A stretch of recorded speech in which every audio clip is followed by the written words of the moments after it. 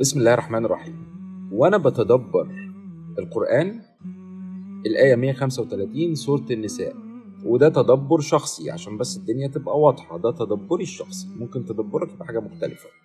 قال تعالى: يا أيها الذين آمنوا كونوا قوامين بالقسط شهداء لله ولو على أنفسكم أو الوالدين والأقربين إن يكن غنيا أو فقيرا فالله أولى بهما فلا تتبعوا الهوى أن تعدلوا وإن تلووا أو تعرضوا فإن الله كان بما تعملون خبيرا.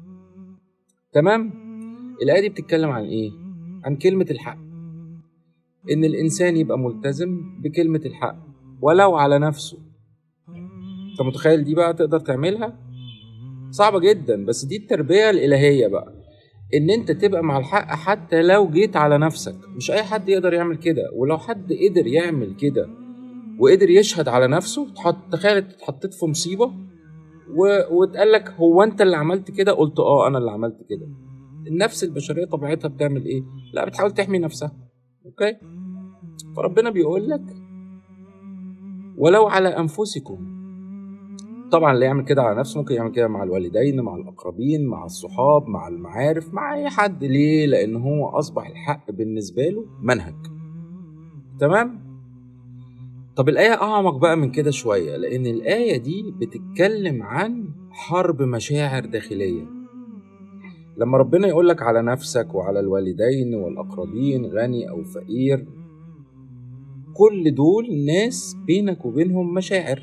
أوكي؟ لو على نفسك أنت عايز تحميها شعور، لو على أهلك عايز تحميهم بر والدين، لو على قريب ليك فقير أنت عايز تحميه، صعبان عليك غني أنت ممكن تعوز تحميه لأن أنت في بينك وبينه مصلحة فبتتملقه مثلا. كل دي مشاعر. شايف مجموعة المشاعر دي؟ أوكي؟ داخلين حرب، مباراة قدام شعور واحد هو الحق. مين بقى اللي هيغلب؟ مين اللي هيكسب؟ ربنا بيقول لك الحق هو اللي المفروض هيكسب. دي صفة من صفات الله، الحق، العدل. فشايف جوه بقى، شايف القلب، شايف القلب ممكن يعمل ايه؟ القلب دلوقتي اتحط في كورنر، المشاعر دي كلها قدام الحق. الحق لازم هو اللي يكسب. طبعا انت لو قدرت توصل لدي فانت اقمت العدل في الارض ولو على نفسك. فلما تنتقل الى الدار الأخيرة إن شاء الله وتقف تتحاسب ما بين إيدين ربنا اللي هو الحق، اللي هو العدل المطلق، أوكي؟ هتبقى أنت واقف إيه؟ أنت واحد جاي من الدنيا أقمت العدل والحق. يبقى مكانك فين؟